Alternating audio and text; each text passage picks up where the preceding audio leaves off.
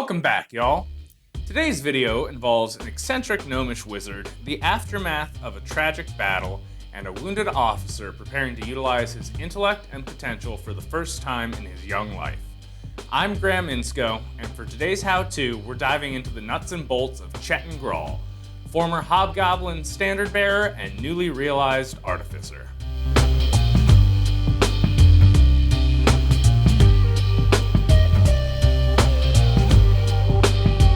Make sure to check out Chettin's backstory if you haven't already. That link can be found in the description, along with a link to download all of Chettin's free custom character sheets. We do have one request of you, the viewer, before we break down our Hobgoblin's character sheet, and it's a simple one. When building a character with a disability or life-changing injury, make sure to do some research and approach the character with care and nuance, especially when building a character whose experience or condition is not reflected in the player's own life experience. We were very excited to play with the Iron Man trope of a character that innovates ways to overcome injury, and we are extremely grateful to have conferred with the disability and sensitivity consultants before finalizing Chettin's story.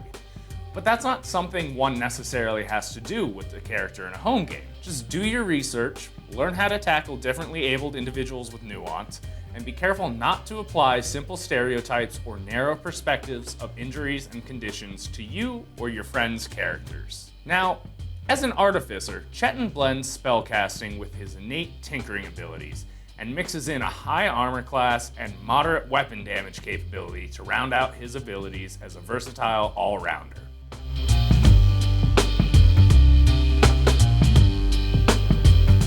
However, regardless of his role in a particular situation, 95% of Chettin's kit is going to scale off of his intelligence, so that's going to be our primary priority. And at this point, I'm basically a broken record. Constitution is almost always a secondary priority, and when it isn't a secondary on a character, it's a tertiary one. Chettin starts off at level 1 with each of these ability scores at 16 and +3 modifiers. And next up to bat, we have Dexterity and Wisdom, both sitting at 12s and +1s. Choosing to make Charisma Chettin's dump stat, not everyone can be a people person, means that Strength gets bumped up to 11 or a +0 modifier. Artificers are proficient in Intelligence and Constitution saving throws, the latter of which is a huge buff to Chettin's casting abilities, and additionally, they start at level 1 with proficiency in Thieves' Tools, Tinker's Tools, and a third set of Artisan's Tools, Smith's Tools in our Hobgoblin's case. The Soldier background provides proficiency in Athletics and Intimidation, and these pair up with the Artificer's Arcana and Perception skills to round out our orange friend as best as we can. As an Artificer, Chettin is equipped to wear light or medium armor and wield simple weapons, but once our subclass kicks in at level 3, Chettin will be replacing these items with much more efficient ones, although he will still probably opt to use a shield. So, starting at level 1, in addition to the spellcasting feature, Artificers follow half-caster progression with the addition of cantrips.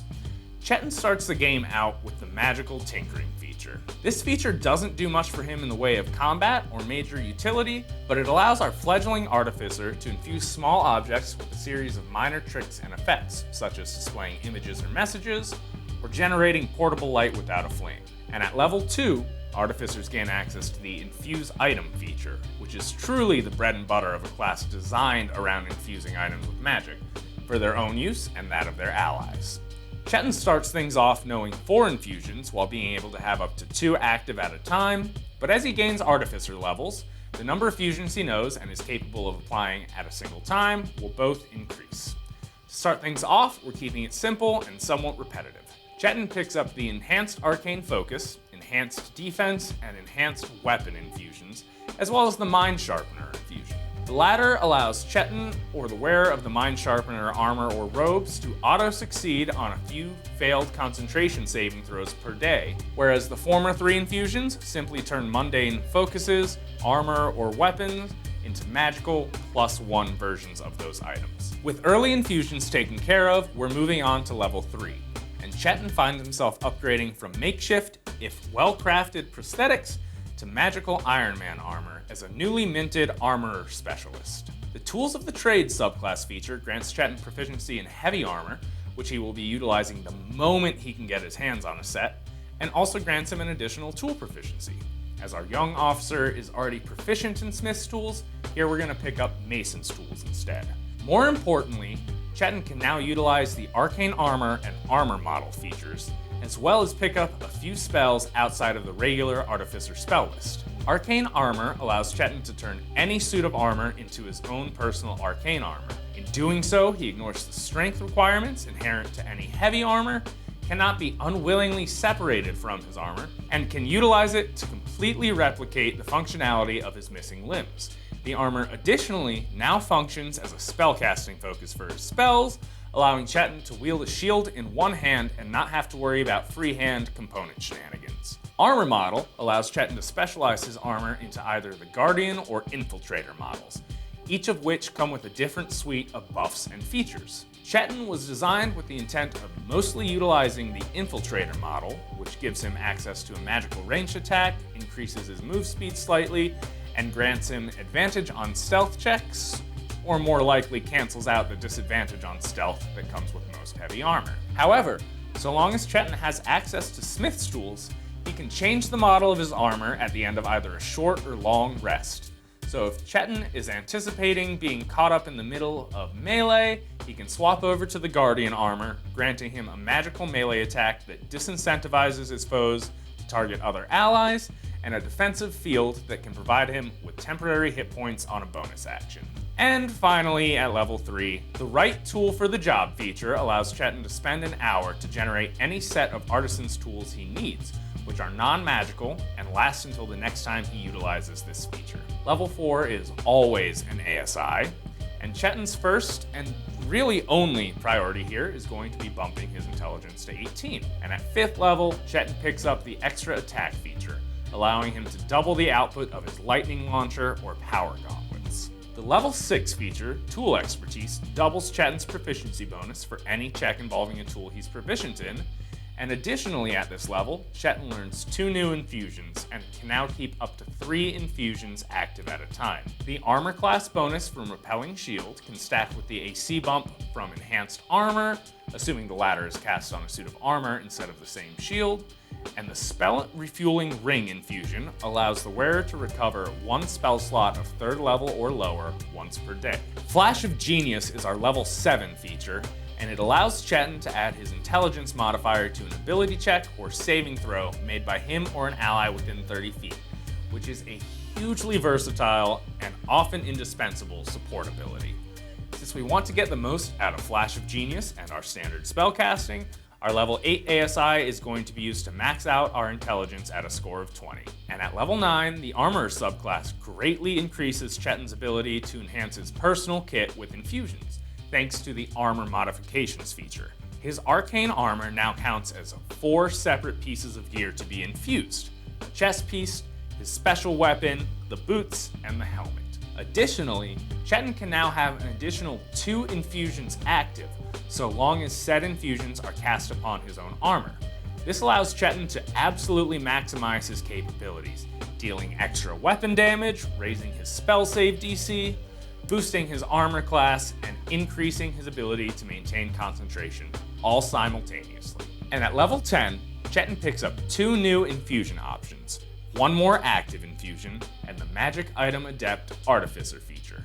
Magic Item Adept grants Chettin a 4th attunement slot and also vastly decreases the time and materials burned in crafting common and uncommon magic items. As to those infusions, Chettin is going to pick up Replicate Magic Item Winged Boots and Replicate Magic Item Cloak of Protection, giving him more utility and another boost in durability he can either use himself or extend to an ally.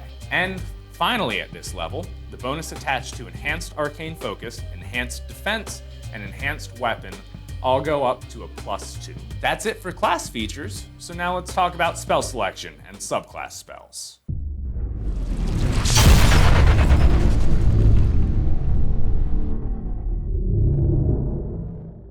Artificers are half-casters, with an asterisk. They gain spells at roughly the same rate as paladins and rangers, but they pick up cantrips starting at level 1, which sets them apart from their half-casting brethren. Chettin wants to ensure he has a reliable, resourceless damage option, so we'll be picking up Firebolt. and the mending cantrip is so on brand for an artificer that it would feel dumb not to take it, even though Chettin's subclass does not necessitate this choice as much as some other artificer specialists do. We won't see another cantrip until level 10, but when we get there, Chettin will pick up guidance, allowing him to add a little extra oomph to allied ability checks. From levels 1 through 4, Chettin has access to only first level spells, and thanks to Armorer, he'll constantly have Magic Missile and Thunder Wave prepared from level 3 onward, giving him 2 reliable damaging spells and freeing up his selections for more support and utility options. Fairy Fire will help illuminate foes and grant allied attacks advantage. Grease provides simple crowd control without concentration. Detect Magic and Identify are useful for locating magic in general or honing in on specific magical properties. And it never hurts to have Cure Wounds in one's back pocket. Since Chettin prepares his spell list daily, feel free to experiment and swap out different spells in and out while you experiment with your playstyle and attempt to fill in the gaps in the party. Starting at level 5, Chettin can start preparing second level spells and will additionally always have Mirror Image for personal defense and Shatter for area of effect damage prepared. Other notable options at this level include Web for crowd control, stackable with Grease for maximum effect, Enhanceability to cover out-of-combat skill checks, Invisibility as a general buff for either stealth missions or a quick burst of combat potential, Spider Climb for increased mobility and positioning, and Heat Metal for when Chettin's in a bad mood and wants to absolutely ruin an armored foe's day. Third level Artificer spells don't kick in until Artificer level 9, but when they do, Chettin adds Hypnotic Pattern and Lightning Bolt to his list of always prepared spells, giving him access to arguably the best crowd control spell in the game, as well as an exceptionally potent damaging option not usually available to half-casters. Our other third level options are somewhat limited, and some, like Flame Arrows, are truly trap picks, but we do have the option here to round out Chettin's kit with powerful buffs in Fly and Haste, as well as utility options like Dispel Magic and Water Breathing. Artificers also have access to Revivify, and bringing an ally back from the dead is an ability all adventuring parties will eventually have a pressing need for. With our spell selections out of the way, that about does it for Mr. Graal. A surly veteran, Chettin takes to the road armed with a new lease on life and a powerful, self-crafted arsenal, ready to make a name for himself outside of the Three Clans army and to take on the world. We hope this video helped you understand all the various tools in this Arcane Jack-of-all-trades kit, and we can't wait to hear about how Chettin thrives in your own campaigns. Thanks again for watching, and we'll see you all next time. If you'd like to support our channel and gain access to some other fun D&D Backstory content, you can find the link to our Patreon in the description. To find all of our other characters and how-to videos, head over to the channel by clicking D&D Backstory below. If you have any comments, questions, or suggestions, or if you'd like to see us create a certain type of character, be sure to get at us in the comments below, and we'll see you next time. Get at us. Get at us. Yeah.